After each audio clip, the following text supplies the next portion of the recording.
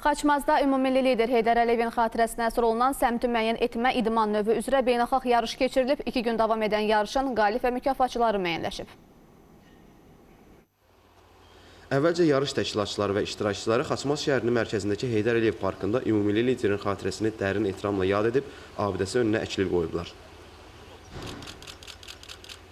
Sonra turnirin açılış mərasimi keçirilib. Tədbirdə Azərbaycan Səmti Müəyyən Etmə İdman Federasiyasının prezidenti Mirəli Kazımov, vitse-prezident Nizami Mirsaqulov, Beynəlxalq Səmti Müəyyən Etmə İdman Federasiyasının nümayəndəsi Tatyana Kalendaroğlu və digər nümayəndələr iştirak ediblər. Federasiya prezidenti Mirəli Kazımov ölkəmizdə bu idman növünün hazırki vəziyyəti və görüləcək işlərdən danışıb. Yarışların təşkili üçün ölkəmizin xüsusi relyefə malik olduğunu deyən Mirəli Kazımovun sözlərinə görə, federasiyanın fəaliyyətinin bərpası Azərbaycanda ənənələri olan bu idman növünə marağı yenidən artıracaq. Azərbaycan Respublikasının dövlət dilini səsləndirildikdən sonra yarışa start verilib. Turnirdə Azərbaycan atletləri ilə yanaşı 11 ölkənin təmsilçiləri çempion adı uğrunda mübarizə aparıb. Ümumilikdə 300-dən artıq idmançı bacarığını nümayiş etdirib.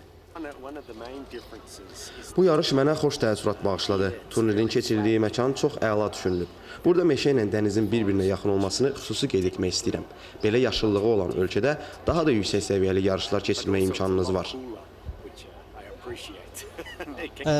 Azerbaycan'da bu sporun yani bizde orienteering sizde semti müeyyen etmenin yeni başladığını biliyoruz. Ancak yapılan bu yarışma gerçekten Türkiye'deki en kaliteli yarışlarla birebir seviyede, mertebede. Oldukça zevk aldığımız dün ve bugün, özellikle bugün daha çok zevk aldık. Bugün biraz daha kısa, hava biraz daha güzeldi. Bu ilki yarışın əsas yeniliklərindən biri idmançıların mübarizə apardığı ərazidə video nəzarət məntəqəsinin quraşdırılması idi. Beləliklə, bu qurğu vasitəsilə idmançıların meşədəki hərəkətini yarış mərkəzində və Federasiyanın rəsmi saytında canlı izləmək mümkün olub. 2 gün davam edən turnirdə Rusiyalı Aleksandr Trimpaltsov fəxri kürsünün ən yüksək pilləsinə qalxıb. Qadınların yarışında həm yerlimiz Natalya Əliyeva birinci yer tutub. Qısa məsafələrə qaçışda Türkiyə atletlər birinci olublar. Yaşar İsmət Dəmiröz və Büşra Müsli qızıl medal qazanıb. Komanda yarışında da qardaş ölkənin təmsilçiləri fərqlənərək kuboka sahib çıxıblar.